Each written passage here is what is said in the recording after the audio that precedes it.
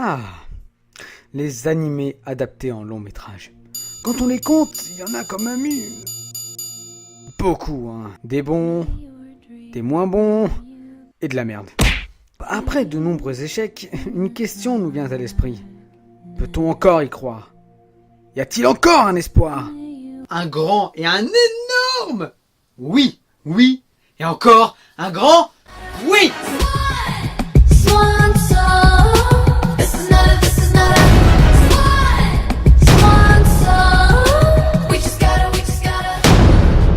Hey, salut à tous les guerriers chasseurs et bienvenue à cette toute nouvelle critique express du démon.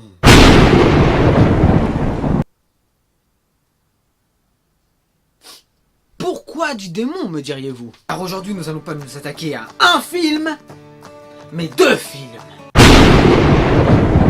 Aujourd'hui, c'est plutôt une critique express spéciale adaptation d'animé au cinéma. Donc aujourd'hui, nous allons nous attaquer à un film français, Nicky Larson et le parfum de Cupidon, et un film qui vient de nos amis américains, produit par James Cameron et réalisé par Robert Rodriguez, Alita Battle Angel. Donc, avant de commencer cette critique, j'ai deux choses à vous dire. C'est que, première chose, je viens juste de revenir de la séance de Alita Battle Angel. Voilà, Nicky Larson, je l'ai vu une semaine avant.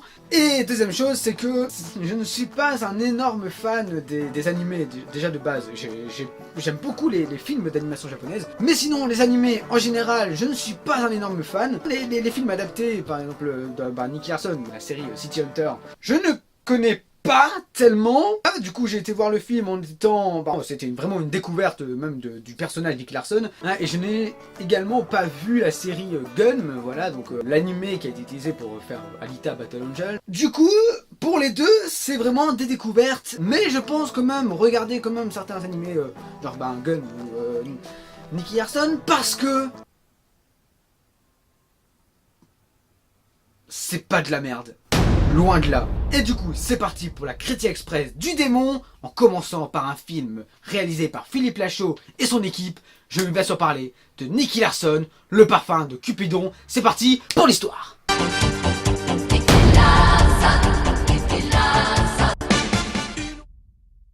Donc, Nicky Larson et son acolyte vont devoir faire une mission qui dépasse tout ce qu'ils peuvent imaginer, car tout simplement, ils doivent tout simplement arrêter un mec qui a volé un parfum appelé le parfum de Cupidon. Qu'est-ce que le parfum de Cupidon? Eh bien, il s'agit d'un parfum que quand un gars l'utilise, eh ben, il le rend irrésistible. Du coup, c'est parti pour draguer, même en faisant rien, hein, voilà, c'est... Et voilà, je suis prêt à tout niquer ce soir. Et cette phrase est dégueulasse. Et du coup, Nicky et son acolyte, je ne sais toujours pas le nom, c'est incroyable. Et donc, Nicky et son acolyte Laura devront tout simplement retrouver la mallette dans laquelle se trouve le parfum et ainsi arrêter que le parfum se propage dans le monde. Voilà. Et voilà, en gros, c'est ça l'histoire.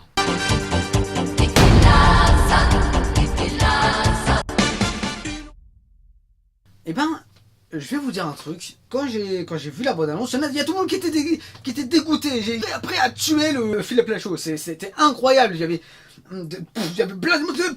Paf! Ferme ta gueule, Philippe. C'est de la merde.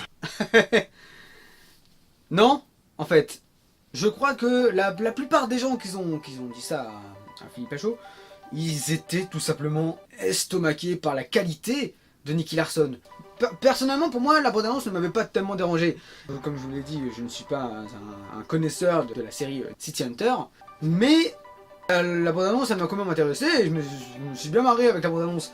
Je ne m'attendais pas à de la merde pour ce film, voilà. En plus, Philippe Lachaud, je vais pas vous mentir, mais c'est un réalisateur que j'aime bien, voilà. Donc, par exemple, Babysitting, j'ai adoré, le deuxième était incroyable. Alibi.com, il était cool, c'était pas le meilleur non plus. Et là, Nicky Larson, c'était cool!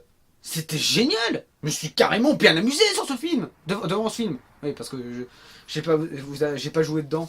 Non? C'est une bien triste vie, ça.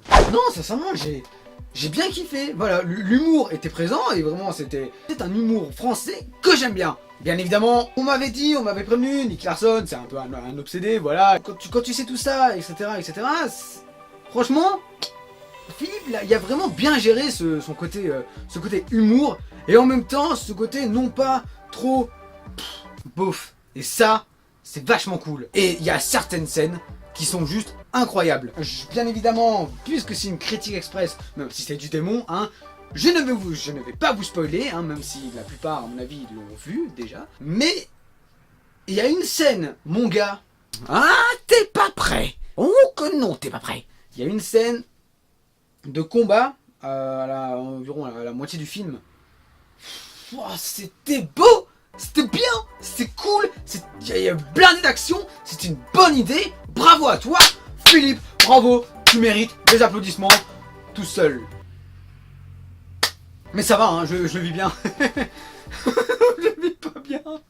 Et le casting était pas mal. Vraiment, les acteurs ont extrêmement bien joué. Philippe Lachaud, Didier Bourdon, Tarek Boudali, Elodie Fontan. Fontan, oui, c'est plutôt Fontan, hein, parce que Fonton, ça veut rien dire en fait. Non, donc tout le casting, il était vraiment pas mal et ils ont tous extrêmement bien joué. Pour ceux qui ne savent pas, ce qui m'étonnerait, Nicky Larson vient du Club Dorothée et le nombre de références au Club Dorothée, il est juste impressionnant et c'est tout simplement incroyable. Comme je vous l'ai dit je pense que c'était pour le Ralph 2.0, j'adore les références, je kiffe ça, c'est ma passion.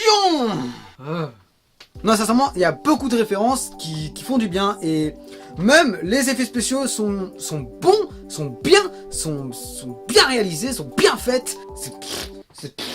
Même les scénarios étaient vachement pas mal. C'est un scénario peut-être tiré par les cheveux parce qu'un parfum Cupidon, un parfum qui rend irrésistible celui que tu utilises et tout ça. Vraiment, enfin voilà, c'est vraiment le dernier scénario auquel t'aurais pensé. Mais c'est vraiment bien pensé, bien tourné. Et les petites touches d'humour grâce à ce scénario-là, franchement, il est pas mal. Puis les scènes d'action, les scènes de combat, comme je vous l'ai dit pour la scène là, qui était juste incroyable. Allez, peut-être un petit spoil de rien du tout. Voilà, ici, voilà, vous voyez là, ici.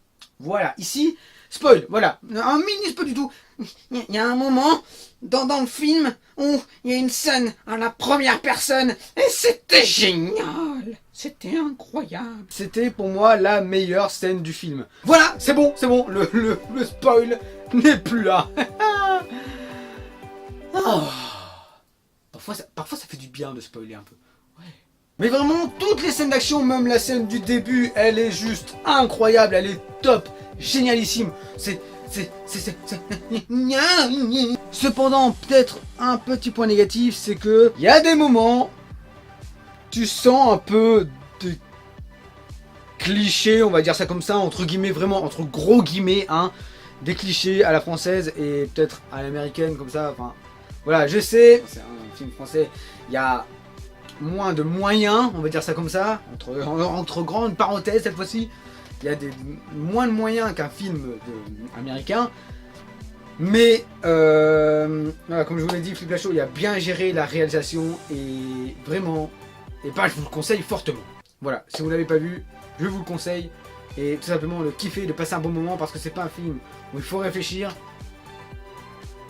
C'était génial. Bah voilà, en tout cas, j'espère que cette petite critique presque qu'est-ce que je fous, bordel. Les gars, j'ai même pas parlé d'Alita. Il devient fou, lui.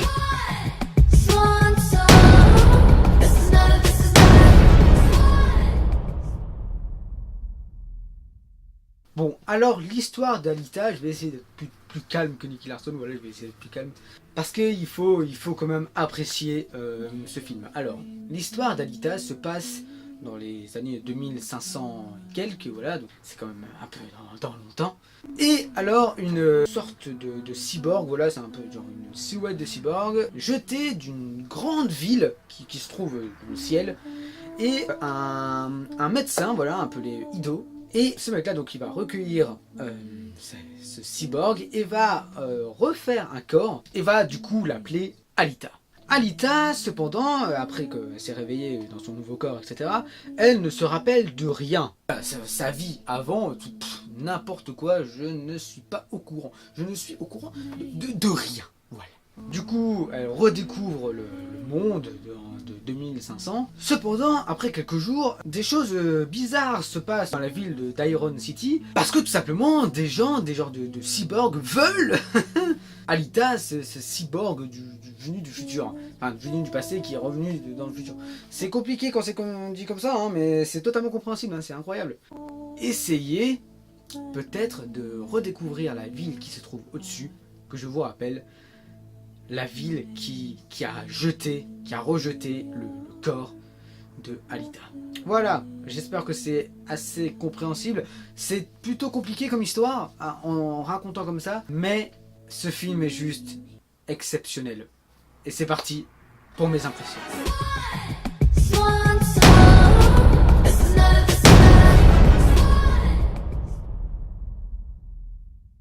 Voilà, donc je vous dis, Alita Battle Angel, ça va être plutôt tranquille, parce que il faut apprécier ce moment. Oh oui. Wow, c'était génial.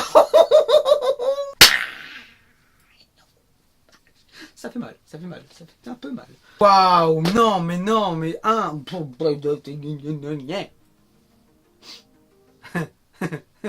Première chose, les acteurs, le casting, énormissime.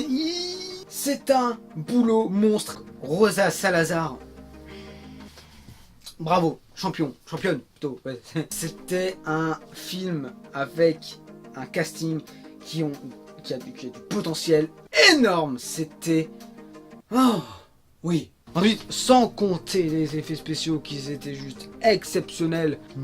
C'était incroyable. Au niveau visuel, la lumière, la ville, comment elle est construite. Alita, tout simplement. Alita, putain, bravo. C'est... Waouh. Alita était tout simplement une fille, et c'est ce qu'il dit, un cyborg avec une tête d'ange. Bah putain, qu'ils ont raison. Dans le film, elle était génialissime. C'était beau. Je ne vois encore pas les mots pour ce film-là, mais waouh. Donc les effets spéciaux qui étaient incroyables, les acteurs qui étaient splendides, l'atmosphère, bonne science-fiction qu'on aime bien, et produit par James Cameron, réalisé par Robert Rodriguez, que demander de plus?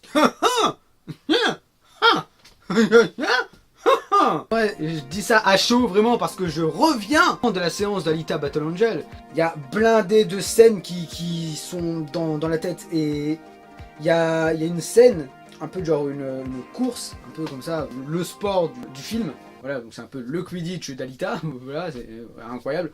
Toute la scène comme ça, énorme. Voilà. Ensuite, un autre point positif, je dirais que c'est le début. Le début, pour la présentation des personnages. Il y a certains films, je vous cache pas, il y a certains films où quand ils font la présentation des personnages, c'est lent, c'est chiant, nul. Là, c'était cool, c'était sympa, c'était génial. Vraiment, il y avait un bon feeling pour la présentation des personnages. Tu ne t'ennuyais pas vraiment. Le film dure 2h06. Je tiens à le rappeler, il y a toujours généralement un moment où tu t'ennuies. Là, pas du tout. T'es excité comme une puce, mon ami.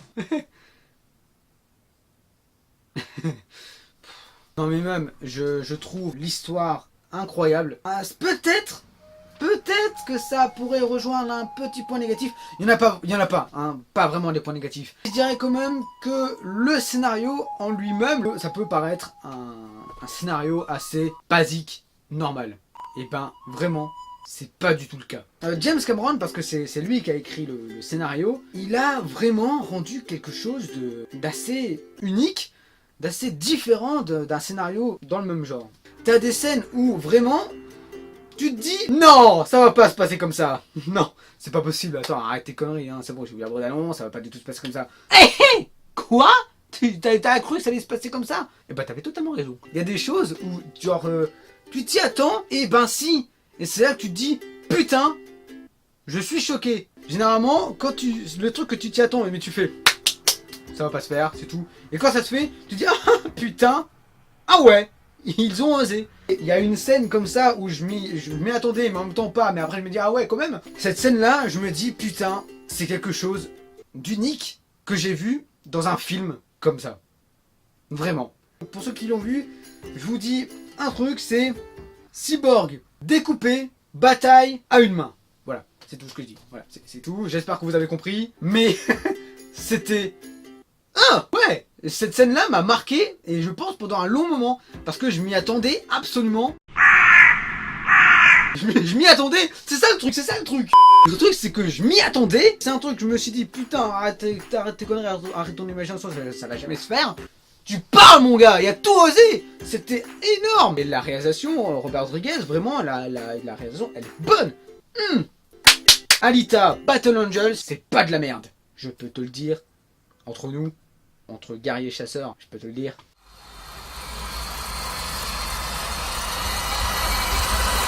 C'est un putain de film. Dernière petite chose aussi, c'est que Alita, malheureusement, et vraiment, il y avait des scènes où je voulais vraiment voir, comme ça, je ne l'ai pas vu en 3D.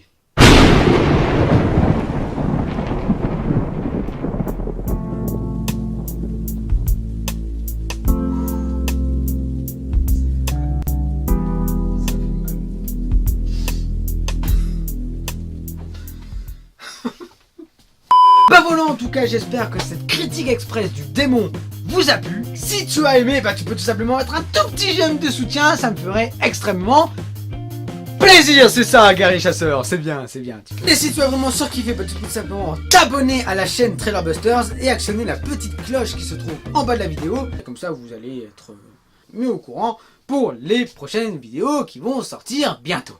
Et si tu as vraiment surkiffé, bah tu peux tout simplement partager cette vidéo sur les réseaux sociaux. Et en parlant de réseaux sociaux, tous les miens se retrouvent dans la description. Voilà. Tu peux y aller, hein, je t'attends. Promis, je t'attends. C'est long, hein, c'est long. Voilà, et moi je te dis à la prochaine pour une nouvelle chasse. Allez, salut à tous les chasseurs.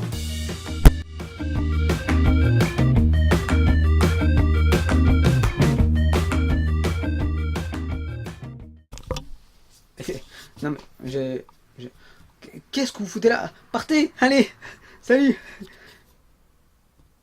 Je suis un cyborg. Enfin, un guerrier chasseur de cyborg. À la fin, je meurs.